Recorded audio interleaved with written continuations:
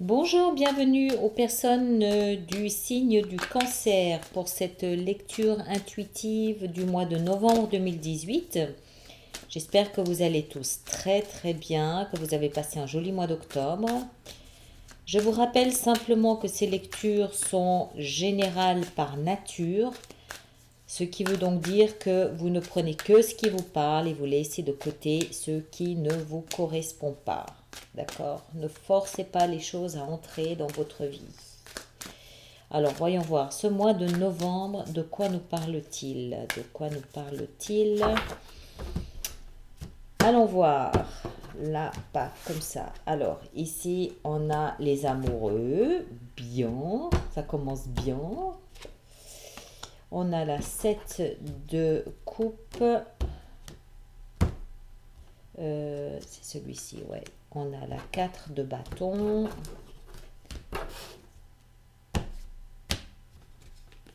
On a la 9 de bâton. On a la 10 de bâton. Il y a beaucoup de feu. Et on a ici le valet de denier. D'accord, d'accord, d'accord, d'accord, d'accord. Et là-dessous, on a l'étoile avec l'as, l'impératrice. Allez, je la prends. Je la prends parce qu'elle m'appelle. Voilà. Alors, on va mettre ça, comme ça vous voyez bien, j'espère du moins. Ouais, je pense. Hein. Ok. Et puis ces trois ici, je vais les laisser là comme ça. Voilà. Voilà, comme ça on voit bien. Ok. Alors, qu'est-ce qu'on a ce mois de novembre pour les cancers? Alors, on a beaucoup de bâtons, donc beaucoup de feu, beaucoup d'action, beaucoup d'activité, beaucoup de volonté. Ici, on va voir... Oh, zut. Ici, on va voir ça tout à l'heure. Ce sont deux arcanes majeures. Les arcanes majeures, elles sont... Non, il y en a une qui est là aussi. Bon, alors, j'ai l'impression qu'il va se passer quand même pas mal de choses là. Parce que vous commencez tout de suite avec l'énergie des amoureux. Alors, les amoureux, c'est dans la pile ici des événements la seule arcane majeure. Les amoureux, c'est évidemment un amour destiné, un amour protégé, un amour qui était écrit, le genre d'amour qu'on aime bien, la lune et le soleil conjointement, donc voilà, tout va bien de ce côté-là. Ça peut aussi, les amoureux, nous signifier que vous vous rapprochez de votre véritable être. C'est pas forcément automatiquement avec une personne extérieure. Ça peut aussi être vous qui vous rapprochez encore plus profondément, plus sincèrement, plus authentiquement de votre être véritable, de qui vous êtes vraiment. Ça peut aussi, les amoureux, nous parler d'une décision, d'un choix à prendre. Peut-être qu'en cette fin octobre, début novembre, vous avez un choix important, fondamental à prendre et vous hésitez, vous ne savez pas. À voir ici ce que je vois, j'ai plus l'impression que c'est un mois qui va être tourné vers l'action, mais plus vers l'action intérieure. On a ici aussi deux, trois belles cartes d'amour. Et pourtant, je sais pas, j'ai plus l'impression que c'est tourné vers l'intérieur. On va voir, on va rentrer dedans, on va rentrer dans l'énergie et puis on va revenir à ça de toute façon. Le cœur de ce mois de novembre, pour vous, les cancers, c'est la 7 de coupe. La 7 de coupe, qu'est-ce que c'est? C'est en fait, l'énergie des choix, encore une fois. C'est la multitude d'options de choix à disposition. Normalement, c'est une carte qui est représentée par 7 coupes devant un bonhomme et il hésite, il ne sait pas laquelle choisir. Imaginez devant vous 7 portes. Il y en a une qu'il faut ouvrir, mais vous ne savez pas laquelle. Donc c'est tout ce travail de réflexion, d'interrogation. Quelle porte est-ce que je vais ouvrir? Quelle option est-ce que j'ai? Qu'est-ce que je veux finalement vraiment? Qu'est-ce que j'attends aussi vraiment? Est-ce que je choisis tout de suite? Est-ce que j'attends? C'est assez lié à ça quand même finalement, hein. C'est assez lié à ça. Il y a vraiment une question de choix, d'option. Alors, ça peut concerner l'amour, évidemment. Ça peut concerner votre vie sentimentale. Ça peut concerner votre vie professionnelle. Ça peut concerner votre vie spirituelle, votre vie financière, professionnelle. Je crois que je l'ai déjà dit, sociale, n'importe quoi. Ça peut être à peu près tout et n'importe quoi. Mais il semble qu'il y ait devant vous une multitude d'options, une multitude de chemins à prendre. Et vous devez prendre cette décision, mais voilà, on ne sait pas laquelle. Le passé, les fondations sur lesquelles sont basés ce choix, ces décisions à prendre, c'est la 4 de bâton. La 4 de bâton, c'est le foyer. Donc ça peut être un choix, un chemin qu'il faut prendre qui concerne votre foyer. Est-ce que vous envisagez de déménager? Est-ce que vous envisagez de partir à l'étranger? Est-ce que vous voulez acheter une nouvelle maison? Est-ce que vous voulez l'agrandir? Est-ce que vous voulez la transmettre? Voilà, ça peut, a priori, vous avez fait, a priori, ce que ça nous indique, c'est que de là d'où vous venez, c'est un travail que vous avez réalisé concernant votre foyer, votre maison. Et tout ce qui s'y trouve, c'est-à-dire ça peut être aussi des travaux de transformation, ça peut être une redécoration, ça peut être un nouvel enfant, un nouvel enfant, un bébé dans la maison, dans le foyer, ça peut concerner vos parents, ça peut concerner n'importe tout ce qui touche au foyer. Mais visiblement le mois d'octobre, août, septembre, octobre était vraisemblablement tourné autour de ces questions de foyer et aujourd'hui c'est le passé. Donc ça veut dire que les recherches ou les démarches ou les questionnements, les hésitations, tout ça semble être derrière et maintenant vous êtes face à ce choix. Ce choix, vous avez ce choix devant vous, ces options devant vous parce que vous avez modifié quelque chose qui appartient à la sphère de votre foyer. D'accord? Mais c'est un choix, c'est pas un choix, c'est pas un choix drastique, c'est un choix visiblement qui va vous permettre d'être plus proche de ce que vous voulez, de qui vous êtes. C'est peut-être aussi, peut-être que vous vous êtes rendu compte que la maison dans laquelle vous viviez, vous n'y étiez absolument pas à l'aise, ça ne vous convenait absolument pas. Et puis, vous allez prendre la décision de déménager, vous faites ce choix de déménager et vous vous rendez compte que vous arrivez dans un endroit où vous vous sentez vraiment chez vous. Vous vous sentez plus proche de vous, de qui vous êtes. Vous pouvez vraiment exprimer pleinement qui vous êtes parce que vous avez fait ce choix. Mais pour moi, ça concerne vraiment bien cette... en tout cas, ici, ça concerne vraiment bien cette histoire de maison, de foyer. Là, c'est un peu différent, mais on va y venir, on va y aller tranquillement. Donc, cette histoire de foyer, de maison, de domicile, ça peut aussi concerner évidemment les animaux domestiques, ça va de soi. Tout ça, ça vous amène aujourd'hui, au présent d'aujourd'hui, ça vous amène à cette 9 de bâton.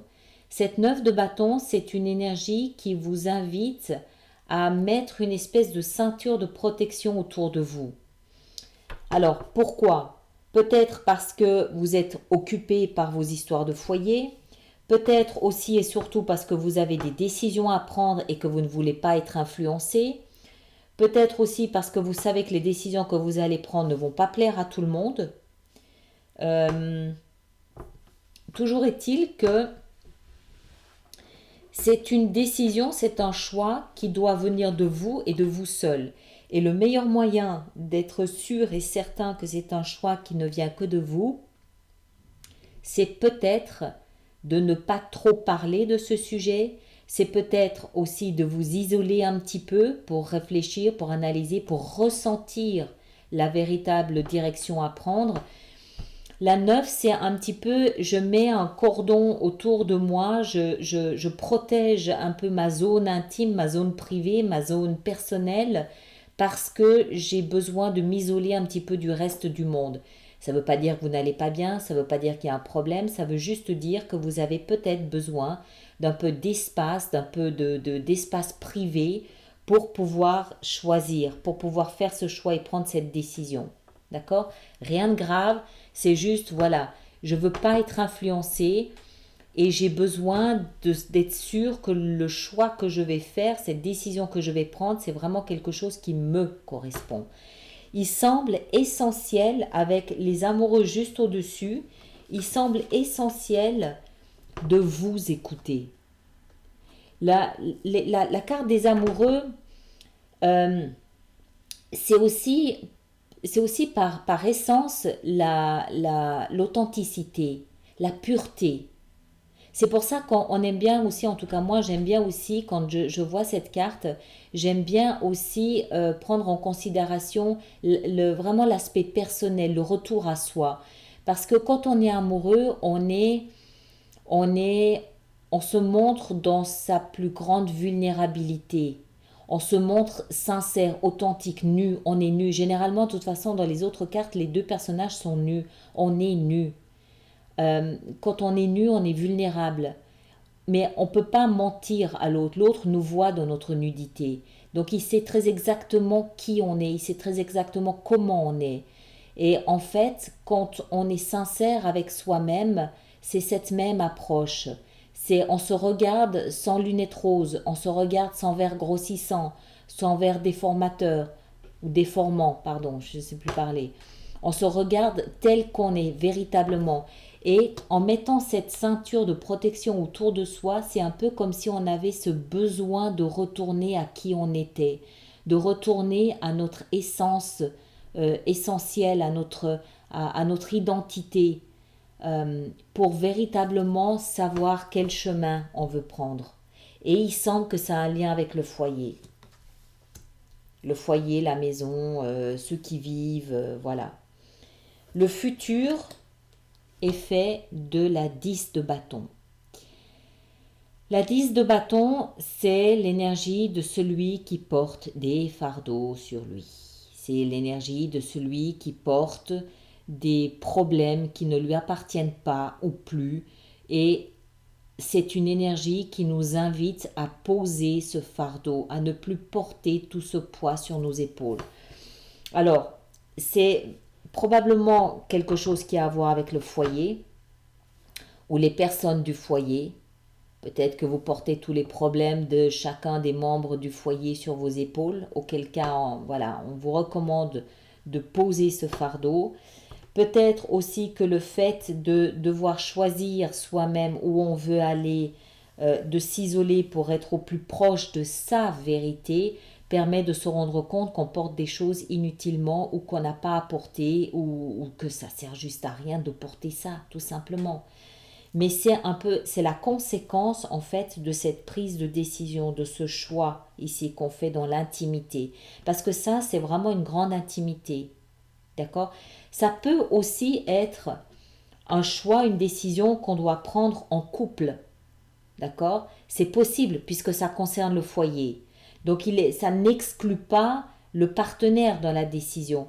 Moi, j'ai le sentiment que c'est quand même très intime, même si notre choix, notre résultat, notre décision, il va falloir à un moment donné, si on est en couple, en parler, c'est évident. C'est quand même les amoureux. Mais j'ai plus l'impression qu'il s'agit que c'est une invitation à essayer de comprendre ce qu'on veut nous. Et une fois qu'on a déterminé ce qu'on veut, poser ce qui est inutile, poser ce qui ne nous appartient pas, c'est cette prise de conscience qui va nous permettre de poser ce qu'on n'a plus à porter et puis à partir de là, peut-être éventuellement en parler. Il n'y a que à ce moment-là qu'un nouveau départ est possible. Et ce nouveau départ, il est ici.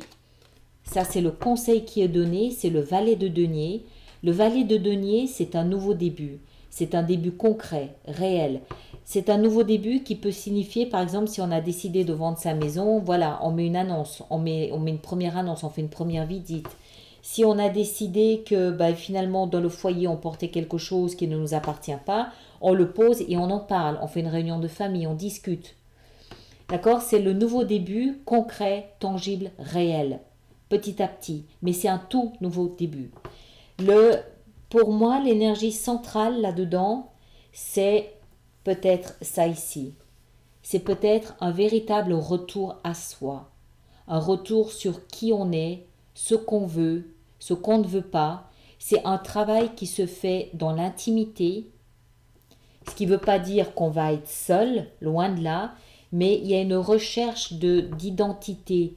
D'identité, qu'est-ce qu'on veut? Où est-ce que je veux aller? Comment? Avec qui? Et pourquoi?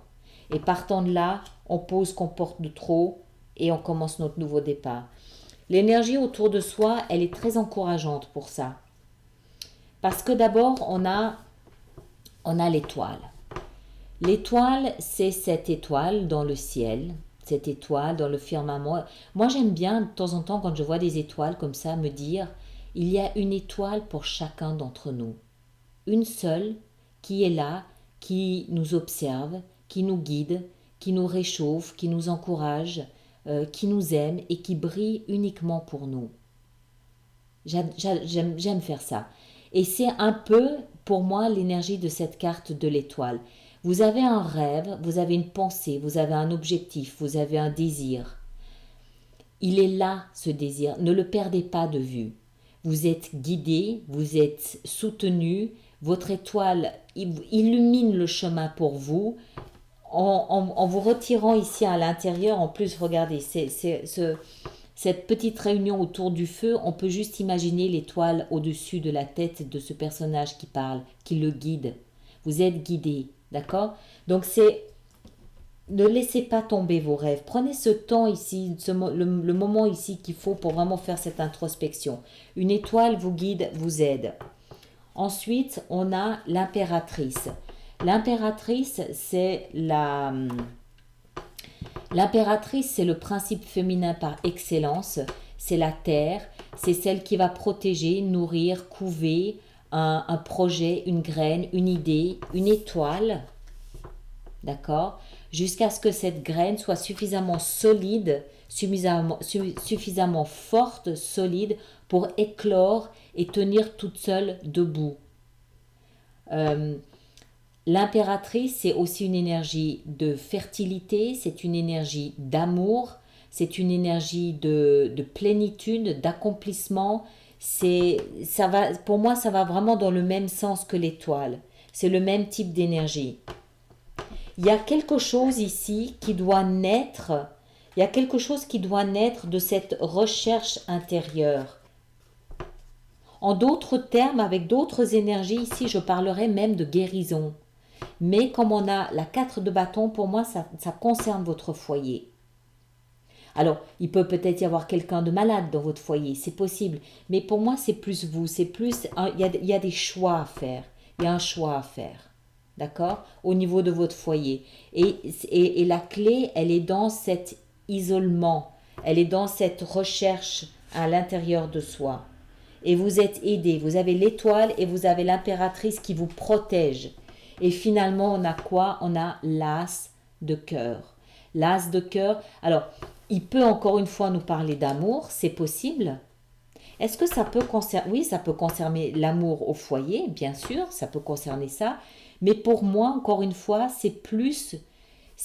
pour moi, c'est plus un rapprochement avec son être véritable, son être intérieur. Et tout simplement, l'as de coupe, pour moi, il indique une sorte de plénitude, une sorte de bien-être intérieur. Parce que le choix qu'on fait, il correspond vraiment à qui on est. D'accord? Il y a quelque chose qui vous ennuie. Vous portez un truc qui vous ennuie visiblement au foyer. Le fait de faire ça va vous permettre de juste être bien. Peut-être satisfait et content de cette bienveillance que vous avez, que vous vous êtes octroyée envers vous-même, mais en tout cas émotionnellement bien, prêt pour un nouveau départ. D'accord? Je trouve ça c'est très doux. Il y a beaucoup de, oui, l'énergie de l'impératrice, c'est très doux aussi. Il y a beaucoup de douceur là-dedans, que ce soit les amoureux, que ce soit l'impératrice, l'étoile. Ça aussi, il y a beaucoup de douceur, beaucoup de tendresse. Il y a un fardeau qu'il faut lâcher, c'est le seul truc.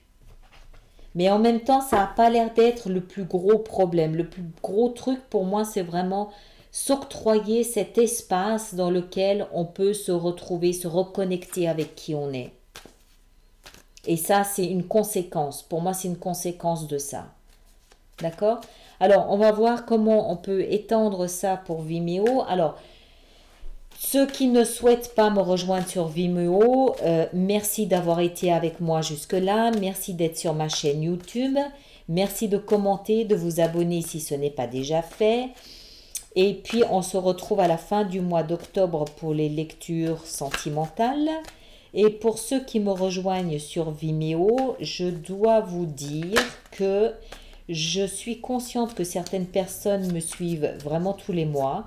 Je suis donc en train d'étudier la possibilité de... Je suis en train d'étudier la possibilité de créer des abonnements pour vous. Donc, je vais vraisemblablement mettre ça en place à la fin de l'année, histoire d'alléger quand même un petit peu votre budget. Et puis, c'est une façon pour moi de vous remercier pour votre confiance et votre fidélité. Voilà, alors je suis en train de réfléchir en même temps où on peut en mettre. Donc ici, on a la reine de coupe qui est tombée. On va en mettre une sur la 9 et les amoureux. Ah ben voilà, encore une fois les amoureux. Elle est tombée toute seule. Vous voyez comme ils sont nus là? Là, ils sont nus. D'accord? Voilà, donc c'est vraiment quelque chose. Ça peut concerner, en fait, ça peut concerner une histoire d'amour. Ça peut concerner une histoire d'amour. On va regarder ce que c'est que ce choix. La 7 de coupe, qu'est-ce que c'est que ce choix? La 5 de bâton, d'accord?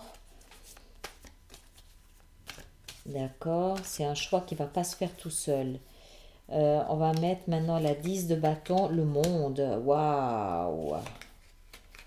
La 7. Je voudrais regarder aussi peut-être la 4 de bâton, la 4 de bâton, la 4 de bâton, la 4 de bâton. Les amoureux. Non, décidément, il y a quelque chose avec les amoureux. Donc, ça peut être de l'amour au foyer. D'accord? Parce qu'il y a 2 fois les amoureux, l'as de coupe et puis la 2 de coupe. Donc, c'est définitivement une question d'amour. Voilà. Et puis, on va encore... Pourquoi cette 7 est-elle apparue? Qu'est-ce que c'est que cette 7 d'épée qui me plaît pas trop, je dois dire? Encore une fois, c'est encore une fois l'as de coupe. C'est spongieux. Bon, allez, le valet de denier, qu'est-ce qui va avec le valet de denier? Qu'est-ce qui va avec le valet de denier? La 3 de bâton, encore une, l'as d'épée. D'accord, très bien. Bon, ben voilà, alors je vais partir là-dessus pour Vimeo et puis les autres, eh bien, comme d'habitude, laissez-moi vos commentaires et à très bientôt. Merci.